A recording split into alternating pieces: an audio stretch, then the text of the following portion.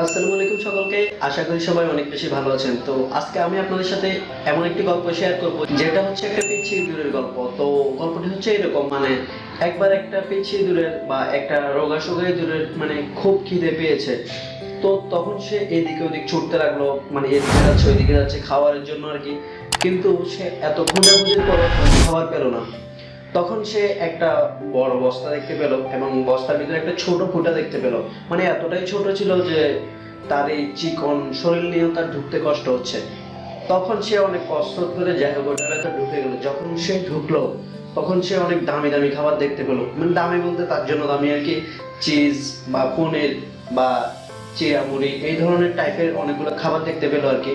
তো তখন সে এগুলো দেখে তো আনন্দ একেবারে দিশেহারা হয়ে যাচ্ছে যে এত খাবার আমি কখন খেয়ে শেষ করবো। ওইখানে এত বেশি খাবার ছিল যে সে এক মাস যদি বসে বসেও খায় তাহলে ওই খাবারগুলো শেষ হবে না। তখন সে চিন্তা করলো, ঠিক আছে আস্তে ধীরে খাই, খেয়ে দিয়ে আস্তে আস্তে বের হবো। তখন সে প্রায় খেতে শুরু করলো। 2 দিন গেল, 3 দিন গেল, এক সপ্তাহ চলে গেল। তখন তার শরীরটা আসলে খেতে খেতে এমন অবস্থা হলো, তার শরীরটা ফুলে বেলুনের মতো হয়ে গেল। আগের যে শরীর ছিল, তার ছোট্ট শরীর, সেটা এখন আর নাই, সে অনেক বড় হয়ে গেল আর কি। তখন সে তো পড়লো মহা বিপদে, কারণ ওই যে বস্তা বা ওই যে থলেটা ছিল সেটাতে কিন্তু আর কোনো ফুটো নয়, ওই ছোট ফুটোটাই ছিল। আর ব্যাপারটা এমন না যে ওটা সে ফুটো করে আরো বড় করবে, ঠিক আছে। তো তখন সে এক মহা বিপদে পড়ে গেল, তার এখান থেকে বের হওয়ার কোনো ওয়ে নাই। সে একটা বৃত্তের মধ্যে আবদ্ধ হয়ে গেল, একটা খাঁচাবন্দি হয়ে গেল। তখন সে ভাবতে লাগলো যে কিভাবে বের হওয়া যায়।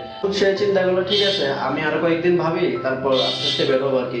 কিন্তু তার ভাবনা সে অনেক মহা বিপদে পড়ে গেল। তার নিজের পরিবারের কথা মনে পড়ে গেল, তার যে প্রিয়জন আছে তার কথা মনে পড়ে গেল। কিন্তু এগুলো ভাবতে ভাবতে তখন সে চিন্তা করলো কি করা যায়। তখন তার একটাই ওয়ে ছিল, সেটা হচ্ছে তাকে আগের শরীরের মতো হয়ে যেতে হবে, আগের মতো রোগা পটকা চিকন হয়ে যেতে হবে আর কি। তখন কি আর করা, সে অনেক কষ্ট করে এত সব খাবার রেখেও আগের মতো চিকন হয়ে আবার ওই ছোট্ট ফুটাটা দিয়ে বের হয়ে গেল। এখন এখান থেকে মেইন কথাগুলো হচ্ছে, এটা আমাদের জীবনের সাথে অনেকটা রিলেটেড। এটা আমি পেয়েছিলাম ইন্টারনেটে ছোটদের একটা গল্প। আমরা জীবনে যা চাই তা করতে গিয়ে কি আমরা আসলে এই বৃত্তের মধ্যে আবদ্ধ হয়ে যাচ্ছি, আমরা কি খাঁচাবন্দি হয়ে যাচ্ছি? অনেক সময় হয় না এরকম যে পাশের বাসার ভাবি বা পাশের বাসার ভাইয়াদের অনেক বিশাল একটা গাড়ি আছে, সেটা দেখে আপনারও মনে সাত জাগে যে আমি কিভাবে একটা গাড়ি কিনবো। তখন আপনি লোন করে হোক বা যেভাবে হোক আপনি গাড়িটা কেনার চেষ্টা করেন।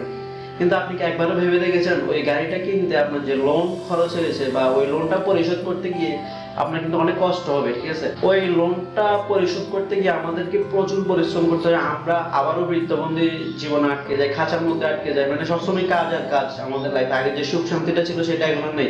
আমাদের সবসময় মাথায় টেনশন করতেছে।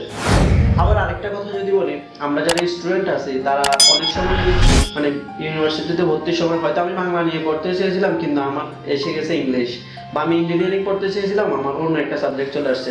তখন আমরা ভাবতে থাকি, ও বাবা এটা কি, এর তো দেখি আমার উপর বিপদ নাজেল হয়েছে। ওই টেনশনে আমাদেরকে খাই ফেলতেছে, ঠিক আছে। এরকম যদি আরো একটা বাস্তব জীবনের কথা বলি, সেটা হচ্ছে ধরুন আমাদের রিলেশনশিপে আমাদের কোনো ফ্রেন্ড হয়তো কোনো রিলেশন করতেছে, কিন্তু সে এমন কোনো কাজ করে বসছে যার কারণে সে এখন ব্ল্যাকমেলের শিকার। সে না পারতেছে ওই রিলেশনশিপটা ছেড়ে দিতে, না পারতেছে এটা ধরে রাখতে, সে এক মাইন্ডকে চিপায় আছে। তো ব্যাপারগুলো হচ্ছে এরকম আর কি। আপনি চেয়েছিলেন যে সবাই করতেছে রিলেশনশিপ, আমিও করি, সুখের জন্য আপনি ওই রিলেশনশিপে গিয়েছিলেন, কিন্তু আপনার ফ্রেন্ডের কথা বলতেছে আর কি। তো সে ওই রিলেশনশিপে গিয়েছিল, কিন্তু এখন বিপদটা এমন বেশি হয়ে গেল যে সে না পারতেছে এটা থেকে বের হইতে, না পারতেছে এটার ভিতরে থাকতে। আমাদের চাওয়ার থেকে পাওয়াটা বেশি হয়ে গেছে। যখন আমাদের চাওয়ার থেকে পাওয়াটা বেশি হয়ে যায়, আমরা অনেক টাকার মালিক হয়ে গেছি বা অনেক টাকা পয়সার মালিক হয়ে গেছি, ঠিক আছে, অনেক ধন সম্পদের মালিক হয়ে গেছি। তখন হয় কি, আমাদের এগুলো দেখাশোনা করার জন্য আমাদের প্রচুর সময় লাগে, যেটা আমাদের দেখতে দেখতে আমাদের প্রতিটা জীবন বা প্রতিটা দিন চলে যায় আমাদের। তো আমাদের জীবন আসলে সুখ শান্তি বলে কিছু থাকে না। চাওয়ার থেকে যদি পাওয়াটা বেশি হয়ে যায় সেক্ষেত্রে এরকমটা হয় আর কি। তো আমাদেরকে অবশ্যই এই জিনিসগুলো খেয়াল রাখতে হবে যে আমরা কি আসলে বেশি চেয়ে ফেলতেছি নাকি বা প্রয়োজনের থেকে বেশি চেয়ে ফেলতেছি কিনা। আমাদের যতটুকু প্রয়োজন, আমরা যতটুকুতে স্বাচ্ছন্দ্য ফিল করবো ততটুকুই আমাদের হচ্ছে কিনা, ততটুকু হইলে এনাফ। এর বাইরে তো আমাদের যাওয়ার দরকার নেই ভাই। জীবনে বেঁচে থাকতে হলে আমি যেটা মনে করি সেটা হচ্ছে ন্যূনতম বা আমাদের প্রয়োজনীয় যতটুকু প্রয়োজন তাহলে এনাফ, ঠিক আছে। এর বাইরে কিন্তু আমাদের যদি হয় তাহলে আমরা ওই ট্র্যাপের মধ্যে আটকে যাব।